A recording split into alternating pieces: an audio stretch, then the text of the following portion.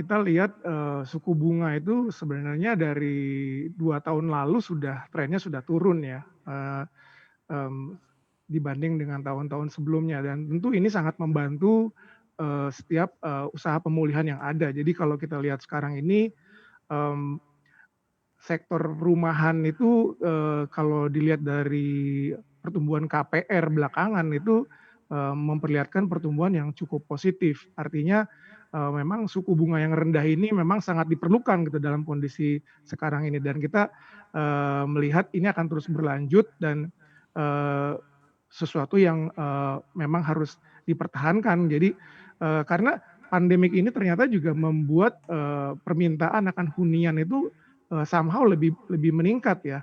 Memang bukan yang tipe apartemen, tapi untuk landed house kita melihat, pertumbuhan permintaannya cukup, meningkat khususnya dari end user. Jadi, orang yang benar-benar, ingin membeli rumah buat dipakai sendiri dan, kalau kita lihat, segmennya akhirnya kita melihat adalah segmen-segmen yang untuk keluarga muda gitu ya, pasangan yang baru menikah, dan mungkin eksekutif muda yang harganya juga mungkin belum bisa mencapai yang, tinggi sekali ya, tapi ini udah menunjukkan bahwa ke depan saya pikir seperti itu apalagi kita, saat ini kan secara demografi penduduk kita itu didominasi oleh kelompok muda ini termasuk juga milenial ya. Jadi, eee, saya pikir itu, akan terus berlanjut ya. Jadi dengan suku bunga yang rendah ini kita mengharapkan, sektor residensial hunian landed house ini akan terus bertumbuh secara gradual.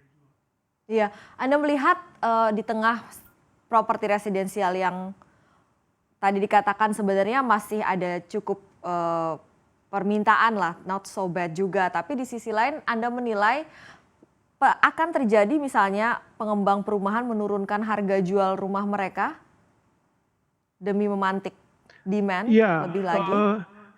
strategi yang dipakai oleh developer mungkin, tidak secara langsung, menurunkan harga, tapi kalau kita lihat, eee, konsep dari rumahnya itu, membuat, at the end of the day itu unit price-nya itu memang turun ya. Jadi, kalau kita lihat rumah-rumah yang dijual belakangan oleh pengembang-pengembang besar saat ini adalah yang tipenya kecil-kecil, di mana lahannya kecil, tapi luas bangunannya mungkin besar gitu ya.